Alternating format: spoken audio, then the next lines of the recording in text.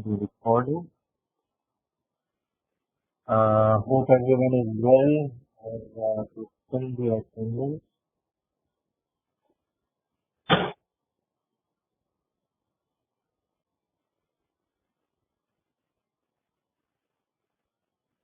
Some of you have come late, so you might be marked absent, but you don't have to worry about that because it really doesn't count. Okay? So we studied balanced scorecard last time, and if there are any questions about that,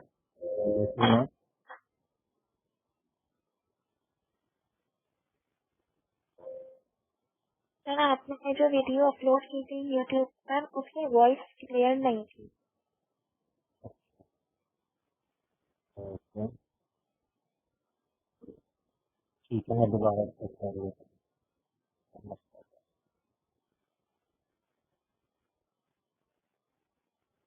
अच्छा ठीक है। और ऐसे कोई content में problem कोई सवाल है तो पूछिए।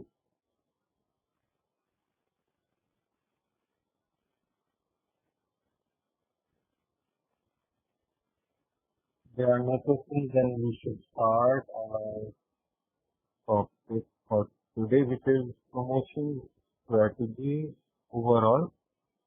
We've already discussed some part of this as advertising strategy and PR strategy.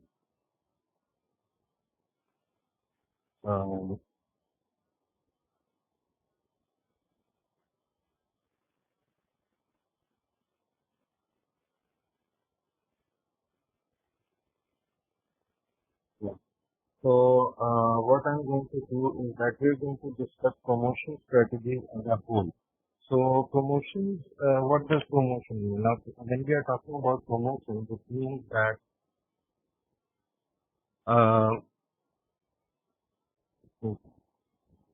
okay. So it means that we are trying to push our product towards the customer, or we are trying to make the customer pull the product towards them. In either case, we are moving the product towards the customer. But the push and pull strategies are different because in one strategy, we are using the intermediaries to help us motivate the customer to buy the product. While in the pull strategy, we are using advertising and PR and other techniques to create a perception in the mind of the customer, or to influence the customer or persuade the customer to take an action and find that product by themselves. So these are two different strategies. The full strategy makes use of advertising and publicity and PR and brand placement and BTL, which is brand activation, and other direct marketing.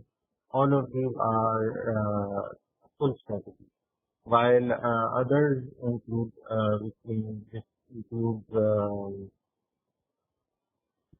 like giving promotions for the intermediaries, some kind of benefits for the vendors, suppliers, or the value chain people, so that they have more of their product, they help you with your visibility for the customer. Now, one of the examples that we can take is like we have these food ordering services like Careem now, and Food Panda, and all of them. So what they do is that they have the listings of these restaurants for them, but Food Panda doesn't really offer discounts for every single restaurant that is listed. So it has some, it only gives certain discounts for certain restaurants. And obviously those restaurants are more likely to get sales because they are for 20 or 30 or 40% off. So they are actually pushing the affiliate, which is the food panda, to push their product towards the customer. So that can be one example. Now, when we are talking about strategic marketing, then we have to understand that our decisions are not just temporary or even for less than 1 year. We are talking about a long run strategy for promotion, which means when a company is doing its marketing, it has to first plan that which avenue should it target. Should it be an advertising focused company with a certain brand being advertised all year long, or even if not for at all on all types of media? Uh, these strategies are they have to be devised in advance for maybe 3 years or 5 years. Even though some things in those strategies might change, obviously.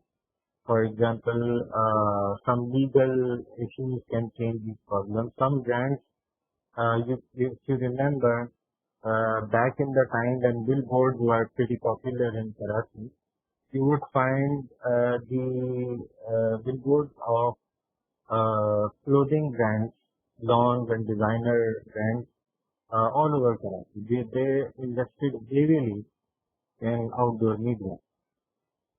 But once those billboards were out due to a legal action, their investment shifted to press and digital, and some of them went for mainstream like television as well. So obviously some actions are out of our control. They are from the external environment, and they are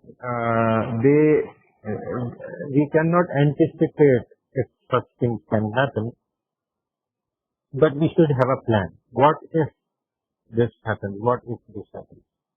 So our promotion strategy, firstly, it has to think of, it should start that what main avenues are we looking at, and for that we need to look at the nature of the product. If the nature of the product is purely uh, customer focused, the consumer focused brand like a soap, an FMCG item or a household item, then we should understand that it is definitely sold in volume, and we are not likely to track each customer who buys our product, because these are larger in number, like soaps. Soaps are less pricey, but they are sold in large quantities. So we can never really know who is using our soap and what their target market is. We can have some idea through research, but we cannot track each individual. However, let's take some other kind of product like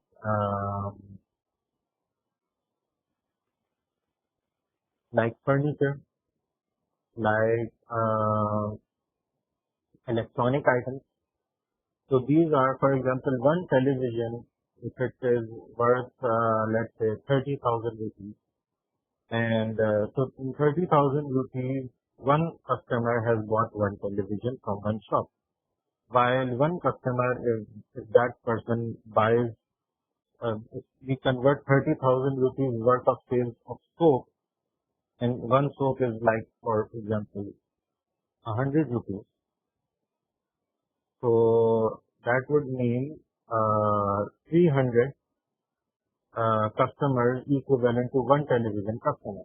So it is easy to collect the data of the people who are buying television, or buying furniture, or buying like insurance services like insurance, or having bank accounts. All of these are very easily trackable.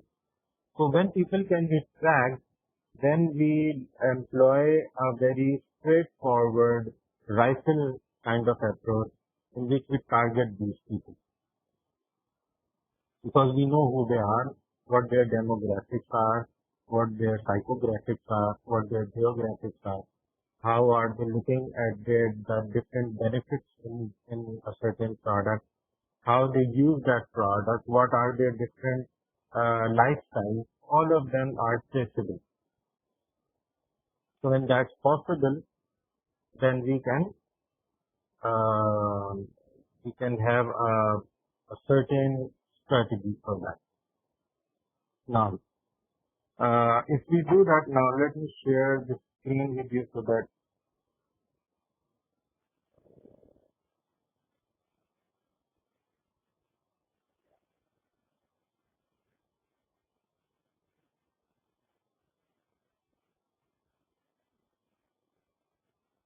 yes, can you see this?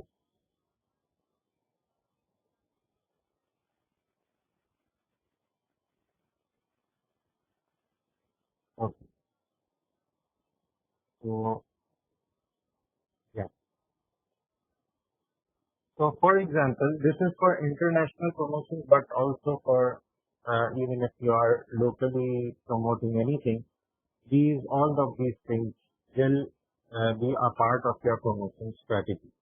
So let's start with the first one. We already have done advertising uh, strategy. We have done publicity. So we know these two, and we have done public relations. Let's talk about direct marketing. Now, who would want to go with a direct marketing strategy?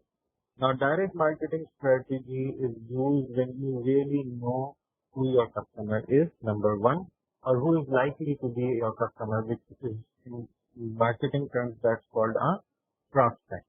We don't really know if that person is going to buy our product, but is likely to buy that product.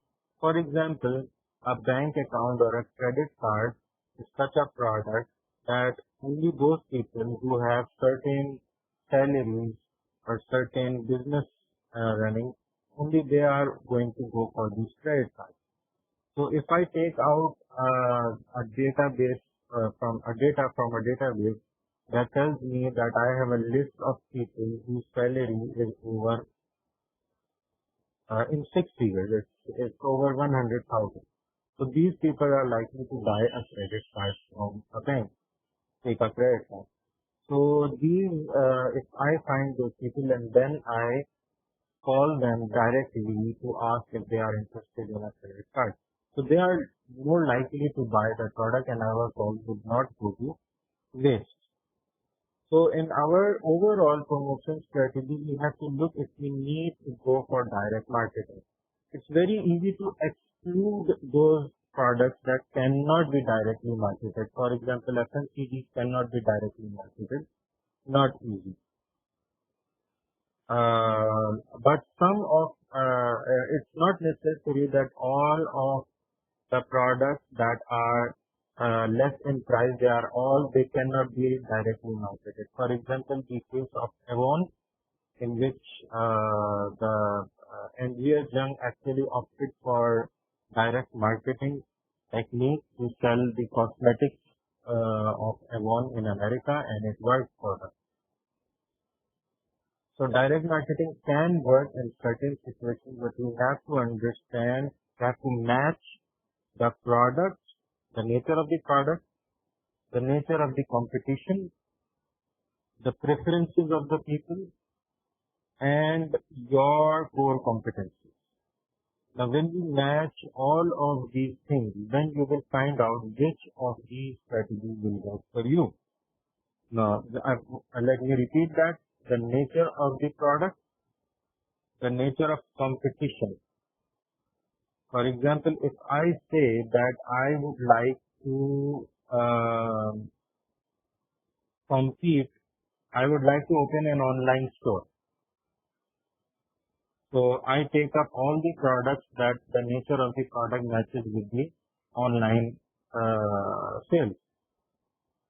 But if I just ignore what Daraz.pk is doing or Gurgutlo is doing or all of these people are doing, if I just ignore them, then I will not be able to come up with a good strategy. So I have to see what strategy they are going for.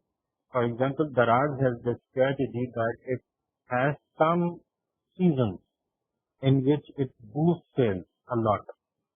For example, the Black Friday sale or some other festivals or some main events that are related to our nation or our religion, like 23rd March or 14th August or Eid. So all of and these events they boost their sales by having extraordinary discounts. While all the year around they just keep on, they just have a regular, average sales. They just go for average sales. So this is a kind of a strategy used by them. If I understand that strategy, only then I will be able to come up with my own strategy. So when we're talking about direct marketing, we have to match the nature of the product, and then we have to match the nature of the competition. Then we have to look at the customer preferences. Do they really prefer this or not? And if not, should we still go with it or not? That's an important question. For example, if I say that when Daraz actually came in this market, it, the customer preferences were not very favorable for online shopping. People did not used to trust the online retailers, and the financial transactions were not easy and not secure. Even then, the Raz.pk still went on to push its brand, and it helped the customer by improving the financial transaction processes, by making it more secure, by partnering with the banks and their credit card systems. Also, it actually introduced a culture of buying online. So slowly it changed the customer's preferences from going to the market to buying online. Now people have much more trust in online retailers due to these things. Even though Daraz initially had a very bad review because they were having a lot of problems, but slowly they improved their reputation again. So this is an example of customer preferences and how they may change or how we may change the customer preferences. And then lastly, we have our core competencies. So what do we have that can make us more competitive as compared to our customers? Do we have more human resource? Do we have more expertise? Do we have more experience as compared to our competitors?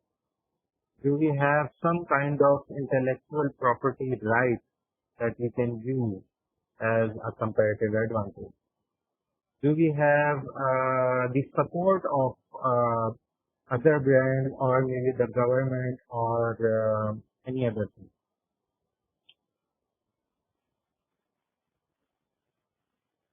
आवाज नहीं आ रही है या हल्की आ रही है? अब आ रही है आवाज?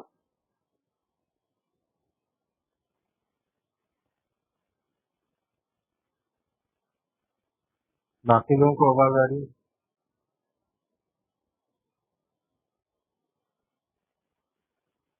यस, आती रही है। देखें अपनी हेडफोन वगैरह देखते हैं।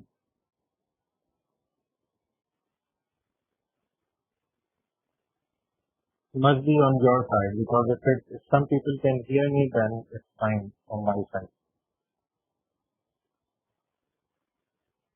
So you understand that we have to match all of these things: nature of the product, nature of competition, customer preferences, our core competencies. And if they all point in one direction, then we should opt for that. Now, direct marketing can include calling people on the telephone. It can be door-to-door marketing, going to people and ringing their doorbells. And that doesn't always mean that direct marketing is on, when we say door-to-door, it only means the household. A lot of people, a lot of services like insurance are not sold on households, but they are sold in offices. So they take appointments of people who are already working in offices, and they go to these people and share their portfolios and whatever their offers are, and then they are able to persuade some of these people to buy that product.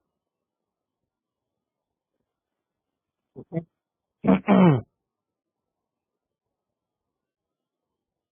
So uh, this is how we choose the direct marketing. It can be on call, it can be face to face on the household or in offices. And then direct marketing can also be done through social media like email marketing, Twitter marketing, LinkedIn marketing, um, and Facebook marketing. All of these can be used to directly market your product to your customers. So this is how you do it. Now, when we are strategizing it, it means that we will plan ahead for 5 years time. Are we going to invest in calling people? So if we are going to invest in calling people, then we should set up a call center. If we are going to go directly to the people and have face-to-face interaction, then we need to build up a sales force. People who are going to go there. So the people who are going to go to the people and tell them to buy this product, they will obviously be not the same kind of people who will be on phone convincing people.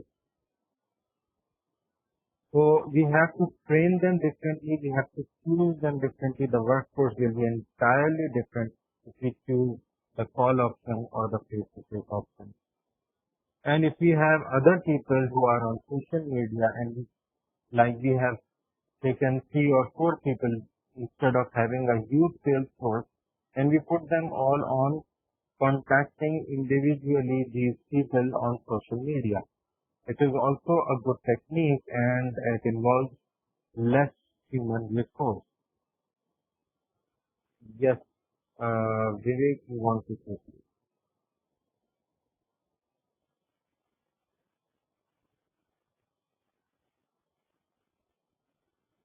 You want to say something? Please go ahead. If not, let me continue.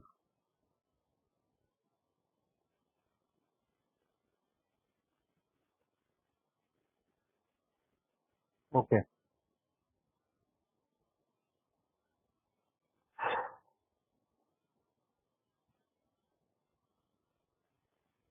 Next is personal selling, which is also a kind of direct marketing, but it involves direct selling. Direct marketing doesn't always tell the people to buy that product, rather it makes them aware of that product.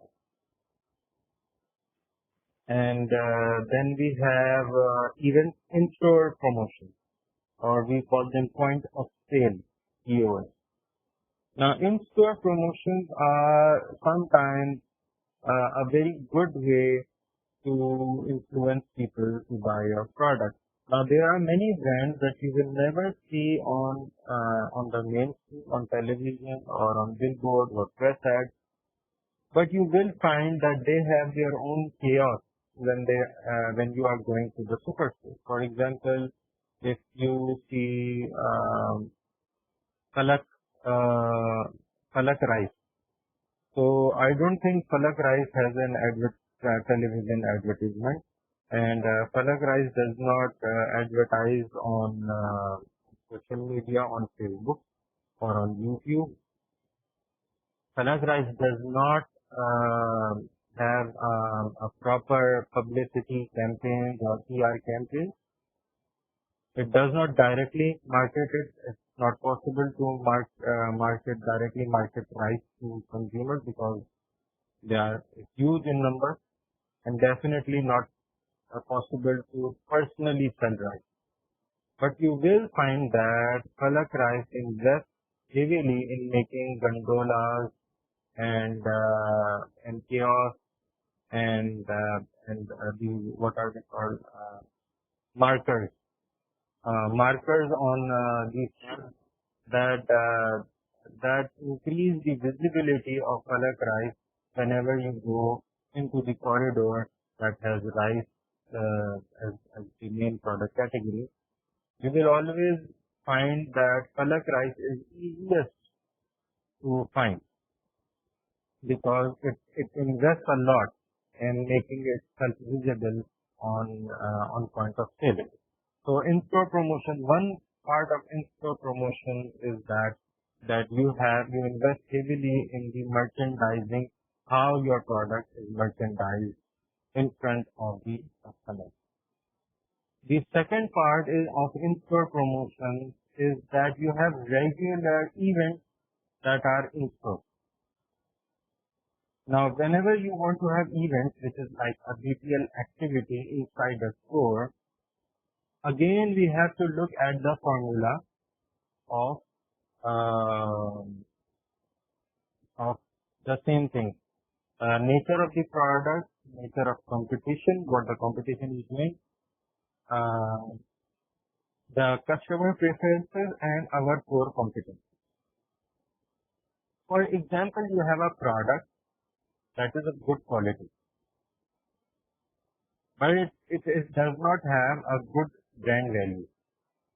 Now you are confident that if people use it, if people just consume it, it's something like, for example, frozen food. So frozen food is something that people will not be very comfortable in trying for the first time. If I open my own brand name uh, with my own name and I say that my brand name is Shahid Sausages and you buy these Shahid Sausages from this market. So if you go and try, if you have an option to choose from K&N's or Mon Salwa or Sabroso and EK and and Shahid Sausages. So you will never ever choose for this almost unbranded sausage product. Why would you not do that? Because you are not going to put your money in something that you do not have trust in. And number two, even if that is so, you are not going to actually you cannot risk buying something that might turn out to be bad. So that risk element actually inhibits us to try out new products. So even though that new product might be better than all the rest, but still people will not be comfortable in buying that. And that is the nature of the product. You cannot change that. That is customer preference. You can also not change that. If you have enough workforce with you and you have the facilities with you, then we will see that such brands, what they do is that they have in-store promotion. If you go to a superstore, you might find some of these frozen food brands who will be making these sausages and these kebabs and all of these things then and there, and they will be giving you these samples to try out for free. So if you have these samples that that you are giving away just so that people have this trial, then the risk element is gone. If they try it out for once, they will be they might be interested in buying your whole product. And interesting part is this, that for example, there is a new brand that has just come in and they say that you please try our product. So you will probably try that product and it will go into your mind that it is good, but you might not buy that product right away then and there. You might say that, okay, it's a good brand, let me see. And then you go back home and you do not buy that new brand of sausages. I'm saying sausages again and again. I know there's just about 2.5 hours left, but I'm sorry for that. The example has come up. So if you have this good quality brand and you want the people to reduce the risk of that, so they might not buy it right away, but then they will go and then they will search for your brand. They will search Shahid Sausages on Google, and then they will see a Facebook page, they will see a website, they will see that it's an authentic company, it's just not any other company. If it's an authentic company, then they will keep it in their mind that the next time they will go, then they will consider buying that product. So that's how it works. So we have two main ways that we can do in-store promotions, and we have to match our nature of the product, nature of the customer, nature of the competition, the customer preferences, and our own competency. So we match that also, we understand that how should we do in-store promotion. Next we have trade fairs. Now this is usually done by B2B brands or B2B services or businesses, because trade fairs means that it is not really for the customers. It is like you are selling photocopying machines. Photocopying machines are not bought by households, they are bought by offices. So you would go for trade fairs, because in trade fairs people take these machines or these products or services, and these companies go to these trade fairs because they want to know what's happening today, what the updated machinery or devices or technologies that have come up, and how they can help their businesses improve in efficiency and effectiveness. So all of these are done in trade fairs. So again, you have to do the same thing, match your nature of the product, match your nature of competition. If all the competition is at the trade fair and you are not, you are going to miss out. You have to be there as well. If the customer preference is not to go to the trade fair and you are just investing a lot in trade fairs, it might also not help you.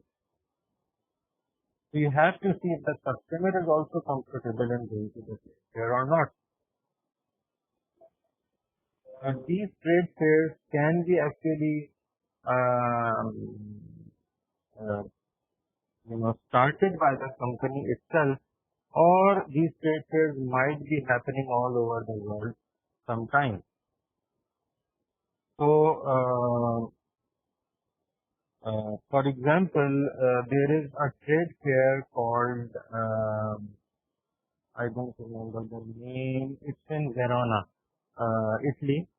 There is a trade fair that is scheduled, I think, in September or October every year in Italy, in Verona, city of Verona, and it is a marble trade fair, where the marble from all over the world, the producers take their marble and they buy these stalls and they showcase their marble products there. So it's a very unique kind of trade fair focused only on marble. But there are other kinds of trade fairs that are multiple. You can see all of these trade fairs happening all the time in Expo, like plastic or metals or agriculture. So they have different kinds of trade fair. When you have agriculture trade fair, then all the businesses related to agriculture will be there, and so on. And then we have events and sponsors. So why would company invest in events or sponsorship? Why would they do that? Now, a company has two main reasons that it goes for sponsors or having events. Number one is that it wants to improve its sales directly. And the other is that it wants to improve its image. There are two different objectives. The first one's example can be, for example, when PSL is scheduled, then obviously, let's say the stadium has a capacity of, let's say, 30,000 people. So if 30,000 people are going in, or for let's take an average of 10,000 people are going to the stadium to watch a match. So 10,000 people, even if they buy one cup of tea, one pack of chips, maybe one cold drink or one popcorn or one anything, they still will spend more than about 100 to 200 rupees per person. Even if it is 100 rupees, 10,000 multiplied by 100 is 1 million. So 1 million worth of food or these things will be bought in every single match. 10 lakh rupees. Now, if I take the right of selling tea in PSL, and if I give 10 lakh rupees for like 5 matches that are played in Karachi, so if I pay 1 million rupees, actually it's not 1 million, last time it was, I think, between 2 lakh and 3 lakh rupees for one stall, and which you will get to have one category exclusively. If you are selling that thing, then nobody else will be selling that thing. They were asking for about 3 lakh rupees for that, for 5 matches. So if you are able to sell more than 60,000 rupees worth of food in one day, then it's a good bargain.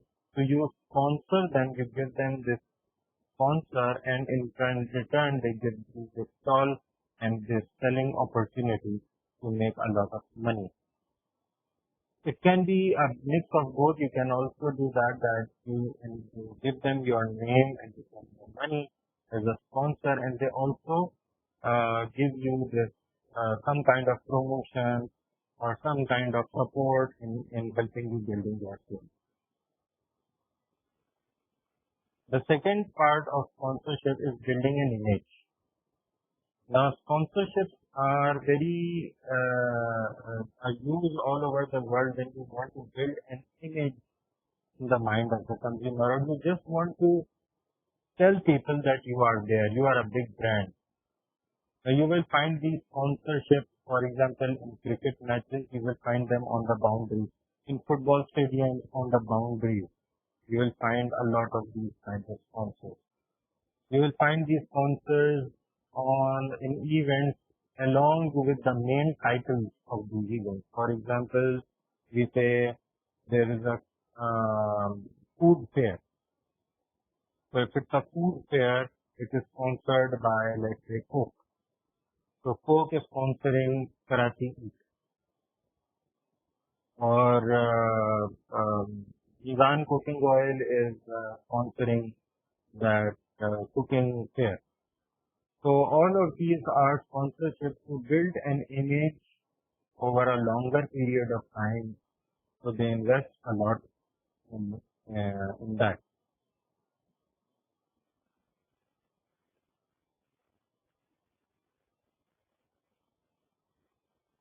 Right? And then we have the other kinds of image building. For example, the other kind of image building is when you are looking for a certain target group and you want to build an image in that target group's mind only. Even though that target group might not be large in number as compared to these fairs in which Karachi, for example, there are hundreds of thousands of people that are going to see your brand name. Let's say we have a company that wants to attract the best business graduate. It has a policy, it has a budget in its HR, in its overall budget that it wants to attract the best business graduates because it believes the best business graduates will in turn make better decisions for the company and the company will grow better. So investing in attracting the business graduates is not a big problem. So what they do is that they sponsor these annual dinners, these convocations, and all these events that are going on in the university. So that they appear as very good employers, and once these business graduates are out, they would immediately remember to apply to these companies because these companies are there at the top of their mind. So they invest in sponsorships like that. Another thing can be, for example, they invest in sponsoring those kinds of events that have certain sensitive personnel in them. For example, if there is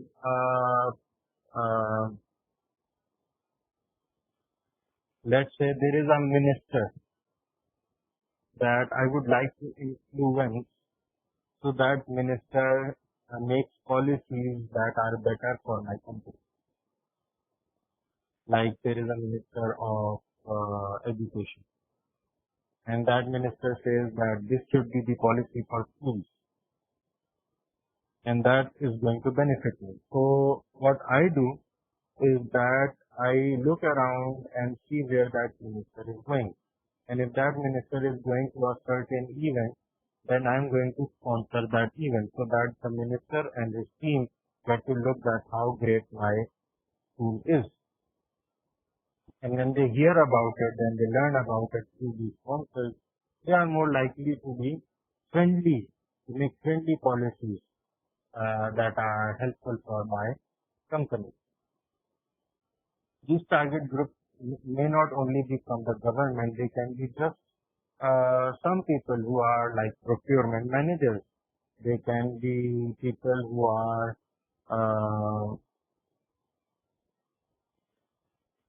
are taking certain decisions for company or giving contracts, or they can be influential in any way. They can be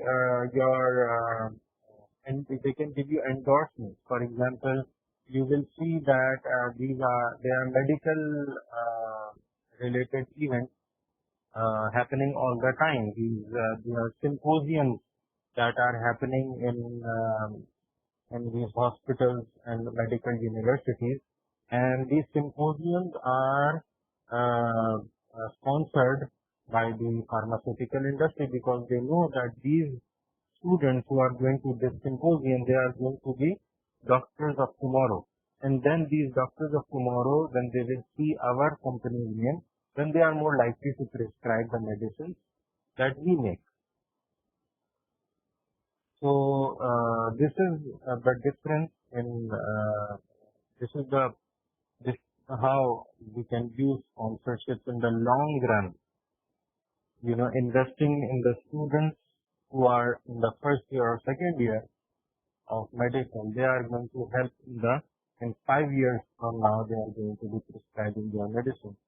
So long run strategy and long run in investing in such strategies in a very proper way. So these are all different kinds of promotional strategies. How come you guys are coming at the end of the class? I was very clear last time that the class will be had from 4 to 5,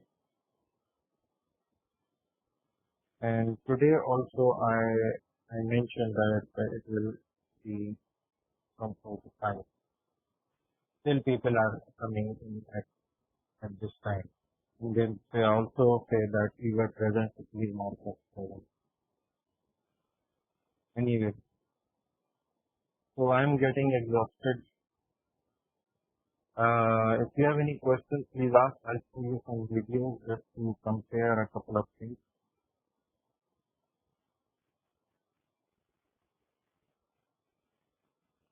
In-store promotion. I explained in-store promotion. It has two main parts. It has the point of sale merchandising, investing in merchandising, which means how the product is looks like on the shelf in the chaos. Maybe you use some other techniques like the smell of the thing. You make use of rich media like having screens, or even you will find these touch screens now available in if you go to Carrefour, you will probably see these touch screen media that helps you know more about the product, especially in brand, cosmetic brands and shampoo brands and all of. So very rich media used in point of sale.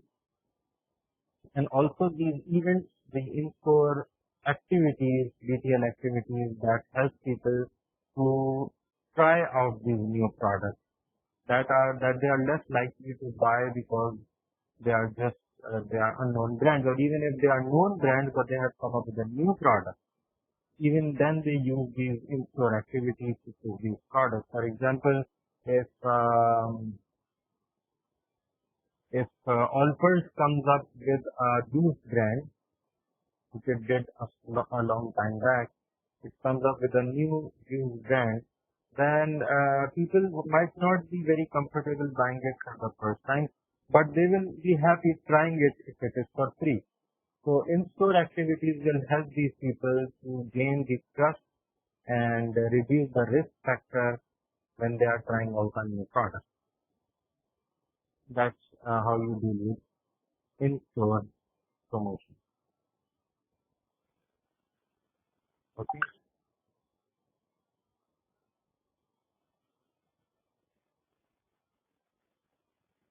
I want to share some advertisements to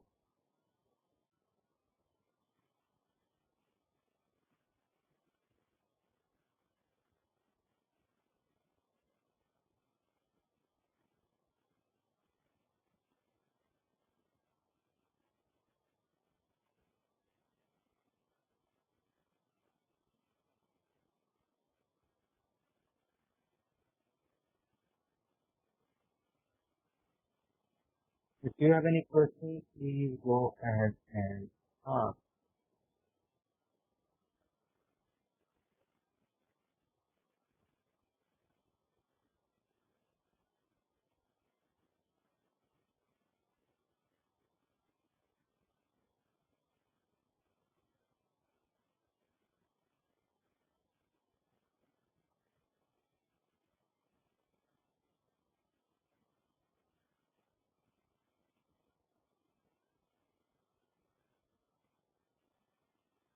Let me share a couple of two ads, one from Emirates and one from Virgin Atlantic.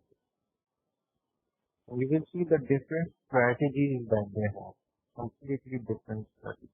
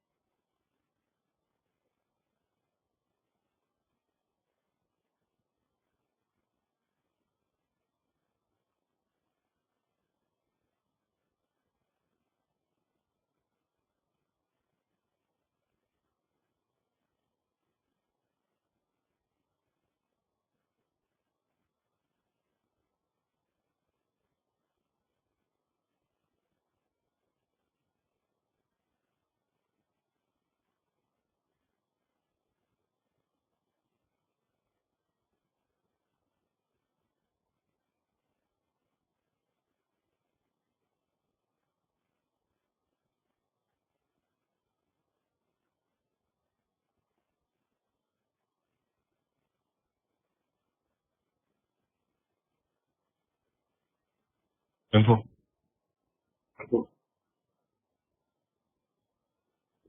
So hopefully you can see this. Info. Yes, sir.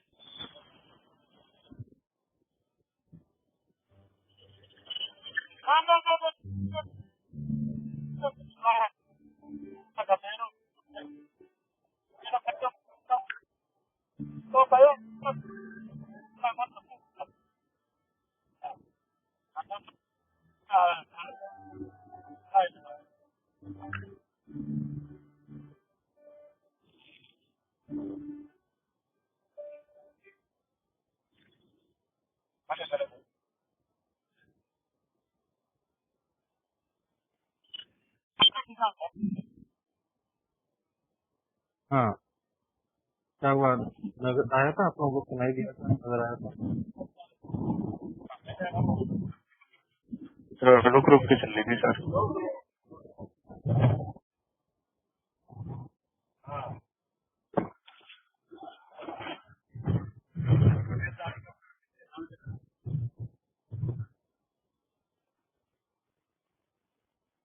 So the video was about when was the last time you did something for the first time.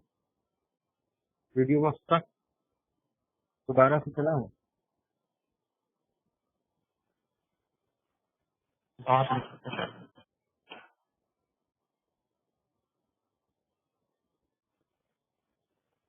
Okay, ये देखो।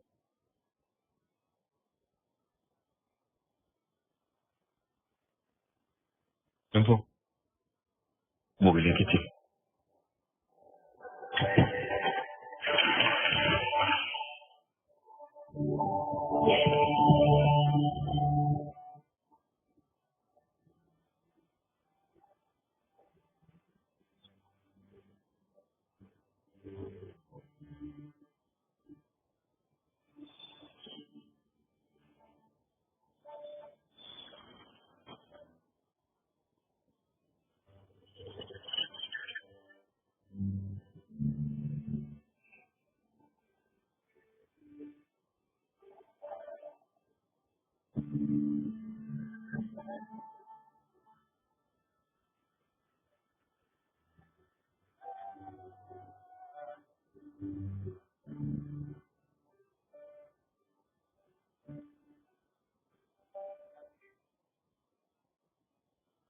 Info.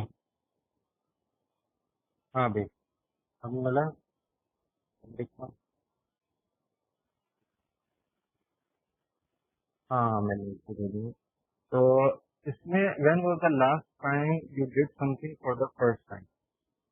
So the whole focus was the experience that Emirates says that you keep discovering and you try doing new things all the time. So you go to new places, try out new things, and that is all about the Emirates experience. So the whole focus is on the experience, the word experience, travel, doing new things, and that is from the perspective of the customer. Now let's take another example of Virgin.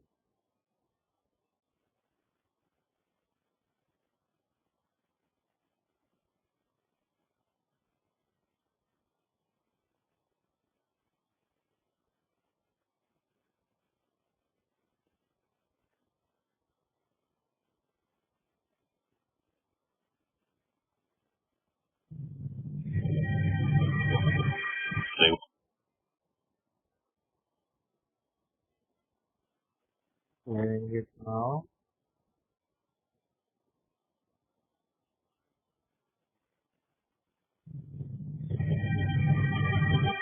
They were born different.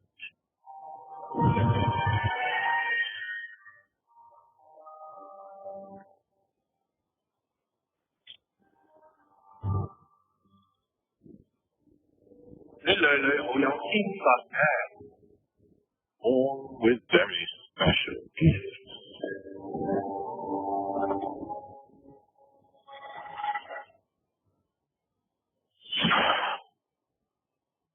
An extraordinary talent.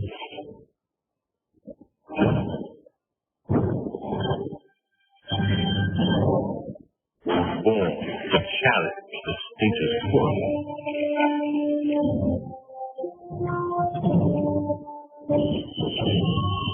To evolve thinking and change the lives of the universe.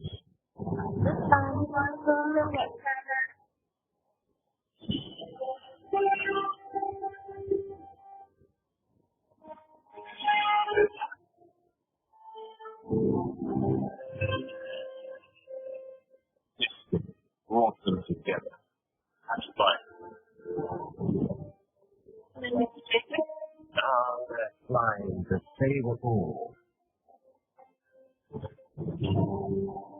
Saving us from the black, the beige, and the common country of this thing.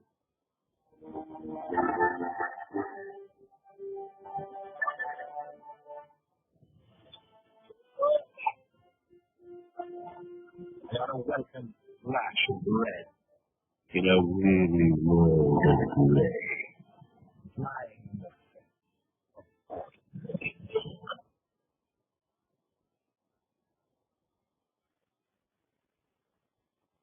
So this example, we see that it's all about the people. They over-exaggerated the people. They exaggerated a lot. That they are superhuman that are serving in Virgin Airlines. But the idea was to show that the people serving in the airlines are the ones who are great. And the whole focus was the Virgin team, the people in the airlines, not the customers, not the servants. They did not talk about the planes or the experience or the flights or anything else. So very different strategies of these two. So we understand that these strategies and overall these strategies are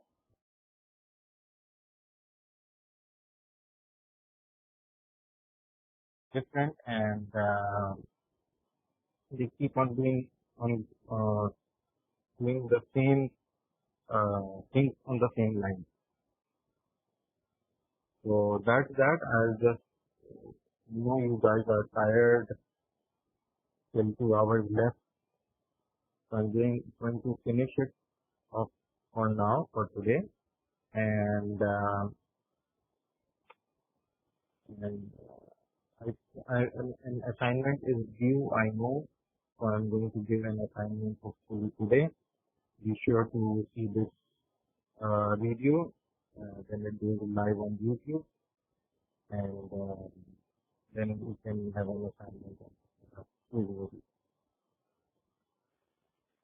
So if there are no questions, then I'm going to sign off. Are there any questions?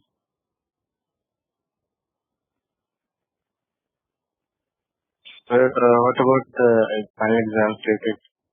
Anything July. have discussed? Obviously, we are going to meet in June after Eid in the university. So we can discuss all of that there. We will meet for at least 3 to 4 classes before the final exam.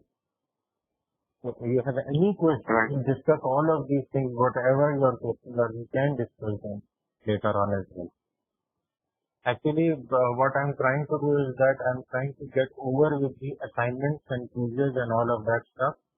So we have enough time to discuss these things in the class instead of talking about assignments. Thanks, sir. Okay. So see you guys next time. It will be the same 4 to 5. So please try to be there on time. I've marked the first 12 or 13 people who were here on time. The rest were absent. So if you have a reference, please don't call me to ask why you are absent. Please don't. Guys,